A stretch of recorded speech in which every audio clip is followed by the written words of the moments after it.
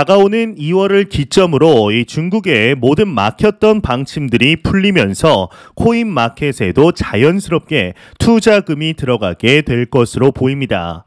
이 사람들이 묵혔던 소비를 폭발적으로 시작하면서 자연스럽게 돈을 불리는데도 관심이 높아질 것은 기정사실화되어 있습니다. 이 중국의 자금이 흘러들어갈 수 있는 코인은 무엇이 있을까요? 이제 우리가 흔히 말하는 중국 코인일까요? 그럴 가능성은 매우 낮습니다. 그렇다면 비트코인을 제외한 알트코인 중 차이나 머니가 흘러갈 코인은 어떠한 것이 있을까요? 저는 단연코 XRP라고 생각합니다. 아마 이 이야기를 듣고 계신 분들은 의아하실 수 있습니다. 아니, 이 리플과 중국이 무슨 연관이라도 있냐? 나는 들어본 적이 없다라고 말이죠. 구독과 좋아요, 알림 설정 부탁드립니다. 안녕하십니까. 암호화폐 정보를 전달해 드리는 닥터 비트맨입니다. 네, 주말의 마지막 일요일도 슬슬 마무리되고 있습니다. 어떻게 오늘 하루 잘 보내고 계신가요? 최근 지속되고 있는 시장의 보합 흐름 속에 두려움보다는 기대감이 올라가고 있는 것으로 보입니다. 다가오는 2월 1일 FOMC를 생각하면 마음이 두근두근 거리는데요. 네, 일단은 코인 마켓캡에서 메이저 탑10 코인들 먼저 한번 살펴보도록 하겠습니다. 네, 일단 시가총액 1위의 비트코인의 경우는 전날 대비 0.84% 상승한 23,200달러대를 나타내고 있습니다. 2위의 이더리움도 0.14% 상승한 1,590달러대를 나타내고 있으며 이 XRP의 경우는 0.07% 상승한 0.41달러, 8위의 에이다는 0.01% 거의 차이가 없습니다. 0.38달러대를 나타내고 있습니다. 비트코인의 도미넌스, 이더리움의 도미넌스 각각 살펴보게 되면 42.3%, 18.5%를 나타내고 있는데요. 그렇다면 과연 선물 투자자분들은 현재 포지션 어떻게 나누고 있는지 롱숏 비율 한번 확인해 보도록 하겠습니다. 네, 일단 비트코인의 경우는 롱 포지션이 무려 79%로 우위를 확실히 점치고 있습니다. 이더리움의 경우는 비슷합니다. 롱 포지션이 72%를 나타내고 있으며 XRP 역시 이보다는 조금 덜하지만 롱 포지션이 67%로 우위를 점하고 있네요. 네, 이제 지금의 가격대만 잘 지켜주면서 다가오는 2월 1일 FOMC까지 흘러갔으면 좋겠는데요.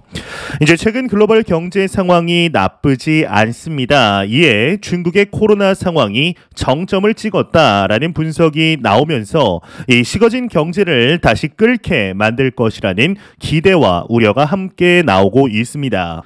중국인들이 관광이나 여행을 하지 못해 은행에 쌓아둔 돈이 무려 7,200억 달러, 하나로는 현재 900조 원에 육박한다는 분석까지 나오고 있는데요. 다가오는 2월 6일부터 그간 예방 차원에서 금지되었던 중국 단체 해외 관광도 풀리게 됩니다.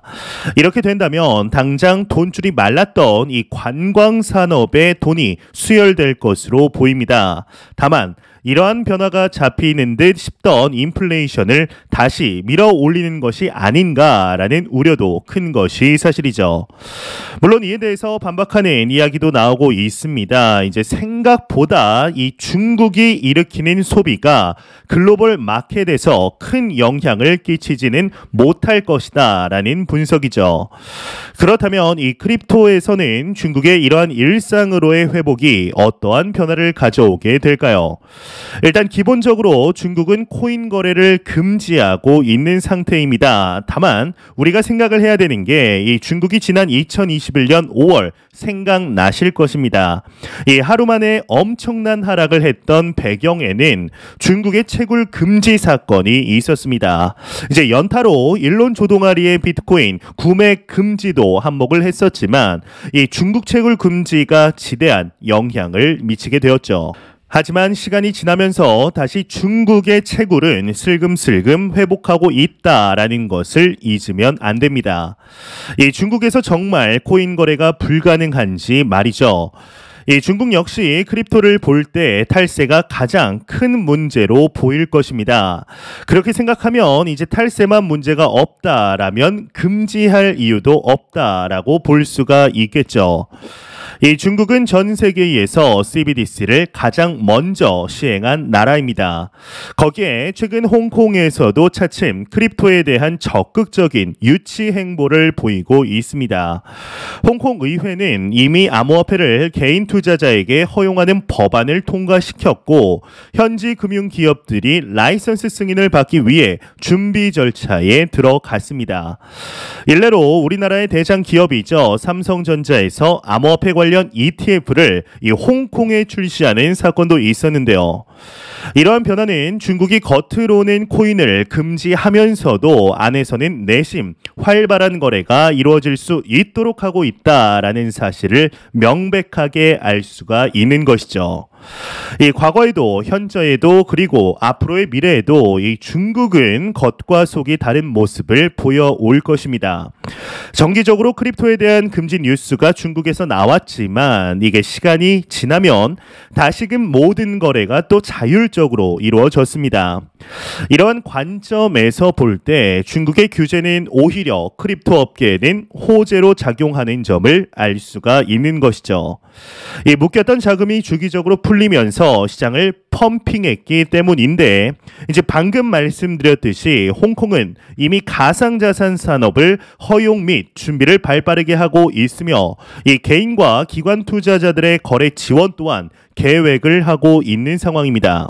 이제 이렇게 보면은 중국의 자금이 코인으로 들어가는 루트 자체가 막혔다고 보는데 무리가 있습니다. 2월을 기점으로 중국의 모든 막혔던 방침들이 풀리면서 코인 마켓에도 자연스럽게 투자금이 들어가게 될 것으로 보이죠. 이 사람들이 묵혔던 소비를 폭발적으로 시작하면서 자연스럽게 돈을 불리는데도 관심 높아질 것은 기정사실화되어 있습니다. 이 중국의 자금이 흘러들어갈 수 있는 코인은 과연 무엇이 있을까요? 이제 흔히 말하는 중국 코인일까요? 이제 그럴 가능성은 매우 낮습니다. 오히려 크립토에서는 사실상 이 비트코인에 가장 많은 쏠림이 있을 가능성이 있습니다. 이렇게 비트코인 상승을 차이나 머니가 펌핑하면 그 흐름을 타고 2024년 반감기가 찾아오게 되는 것이죠. 2024년 반감기 이후 2025년이 된다면 이 금리도 상당 부분 낮아져 있을 것이고 경기가 이전보다 안정된 상황으로 갈 것입니다. 그러면 비트코인 상승 이후 자연스럽게 코인으로 신규 자금들이 들어오면서 알트 상승이 시작이 되겠죠. 이제 지금처럼 생으로 이 투자자들이 조금씩 돈을 넣어서는 분명한 한계가 있습니다. 엄청난 대규모 자금과 지난 2021년처럼 이로 인한 신규 자금들이 들어와야 대세 상승으로 가게 되겠죠. 예, 그렇다면 이 비트코인을 제외한 알트코인 중 차이나 머니가 흘러갈 코인은 어떠한 것이 있을까요? 이제 저는 단연코 XRP라고 생각합니다. 아마 이 이야기를 듣고 계신 분들 중 일부는 의아하실 수 있습니다. 아니, 이 리플과 중국이 무슨 연관이라도 있냐? 나는 들어본 적이 없다라고 말이죠. 이 시간을 거슬러 지난 2018년 리플사의 EU 전략부사장 제레미 라이트의 경우는 한 언론사와의 인터뷰를 통해 이러한 말을 하게 됩니다. 이 리플은 중국을 확실한 타겟으로 하고 있고 국경 간 지불 솔루션을 제공하는데 중국의 14억 명 사람들을 주시하고 있다라고 말이죠. 이 인터뷰에서는 중국 목표, 타겟, 크로스보더라는 말이 지속적으로 나오게 됩니다. 또한 놀랍게도 이미 리플사와 파트너십을 맺은 중국 기업들 그리고 중국 은행들도 이미 존재하고 있죠. 이 리플사는 이미 중국에서 5번째로 큰 상업은행 빅4라는 은행과 파트너십을 맺고 있고 이 중국 4위의 결제 업체 리안과의 파트너십을 통해 이 리플넷에 합류를 하게 됩니다. 또한 중국에서 가장 큰 은행인 중국 국가개발은행 또한 이 리플과 제휴하여서 국경을 초월한 지불 XRP를 통한 기술을 구현하였습니다. 이제 추가적으로 ICBC와 중국건설은행을 포함한 몇몇 다른 중국 은행들 또한 이 국제송금의 XRP를 사용하는 것에 관심을 표명하였죠. 이러한 기관들이 XRP를 사용하고 관심을 표명하는 것은 이 국경 간 지불 방법과 관련된 비용 그리고 시간을 줄이기 위한 것으로 목적 자체가 굉장히 뚜렷합니다. 이 중국 국가개발은행을 줄여서 CDB라고 부르는데 이 CDB가 하는 일은 중국의 국책금융기관입니다. 이 중국 국가개발은행의 초점은 교통이나 이 환경보호와 같은 주요 국가개발 전략을 위한 이 자금을 제공하는 데 초점이 되어 있으며 중요한 것은 이 CDB가 해외에 투자하고 운영하는 중국 기업의 금융 서비스와 지원을 제공한다는 것입니다. 이 중국의 글로벌화 전략에 중추적인 역할을 하는 곳이다라고 봐도 전혀 무방하죠. 이러한 곳에서 이미 리플사와 파트너십을 맺었지만 이게 투자자들이 크게 신경 쓰지 않고 있는 부분 중 하나입니다. 현재 이 CDB의 자금이 직접적으로 리플사에게 유입이 되었는지는 불분명한 상태입니다. 그러나 이 CDB는 확실하게 리플사와 파트너십을 맺어 이 국경을 초월한 결제를 위한 기술을 구현하고 있으며 이는 중국에 아직 파트너십을 맺지 않은 수많은 은행들 그리고 중국 관광객들의 수많은 자금들이 국경 간 크로스보더의 XRP가 사용될 수 있다는 가능성을 보여주며 이 리플의 솔루션이 국제 송금을 함으로써 얻을 수 있는 잠재적인 이점을 충분하게 인식하고 있다는 것을 보여주는 것이죠. 이제 우리가 기대할 수 있는 것은 지금 당장의 리플 XRP 가격 상승이 아닙니다. 다음 상승장에서 얼만큼의 대규모 자금들이 그리고 신규 자금들이 어떠한 코인으로 흘러들어 가는지를 알아야 하는 것이죠. 이를 정확히 아는 것은 불가능합니다. 이제 다만 여러 가지 정황들을 보면서 변수들을 제거하면서 이 확률을 올려갈 뿐인데요. 이러한 확률을 올려가다 보면 자연스럽게 XRP에 대해서 생각을 안 할 수가 없게 됩니다. 그렇기 때문에 리플 투자자들의 불만이 하늘을 찌르고 있는 것인데요. 일단 단기적으로는 거의 800일 가까운 시간 동안 진행이 되고 있는 미 SEC와의 소송이 마무리되어야 그동안 쌓였던 호재들이 폭등에 가까운 결과를 나타내리라 생각을 합니다. 이렇게만 진행이 된다라면 지난 상승장 당시 거의 유일하게 메이저 알트 중 2018년의 최고점을 못 넘었다는 것을 생각을 할 때 충분하게 1XRP당 $10 이상까지 상승할 수 있으리라 생각하고 있습니다. 참 쉽지 않은 시간들이 반복이 되며 XRP 투자자들을 괴롭히고 있는 이 쉽지 않은 현 상황 속에 일단 다가오는 FOMC에서 리플 XRP가 어떠한 모습을 보여주게 될 것인지 한번 기대해 보도록 하시죠. 네, 안 보고 가면 섭섭하겠죠. 마지막 크립토 공포 탐욕 지수입니다. 이제 전날 대비 3포인트 상승하면서 55포인트를 기록. 이 중립 단계에서 다시금 탐욕 단계로 올라왔습니다. 이 지수는 0이면 공포, 100이면 낙관을 의미하게 되죠. 정말 작년만 생각을 하면은 이제 다시 탐욕 단계는 고사하고 중립 단계는 볼 수 있을까 싶을 정도로 극단적인 공포 단계가 몇 개월 동안 지속이 되었습니다. 그때를 생각한다면 그래도 나름 긍정적인 상황으로 볼 수 있지 않을까 싶은데요.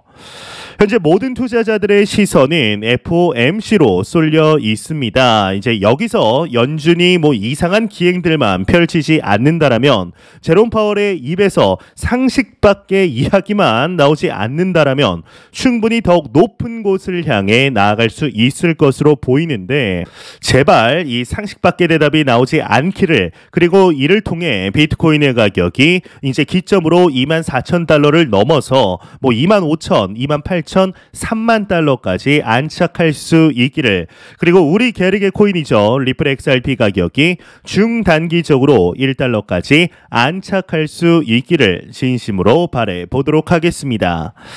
네, 제가 준비해온 소식은 여기까지입니다. 영상이 도움이 되셨다면 구독과 좋아요 그리고 광고 한 편만 처음부터 끝까지 시청 부탁드립니다. 이 채널은 오직 광고 수익으로 운영이 되게 됩니다.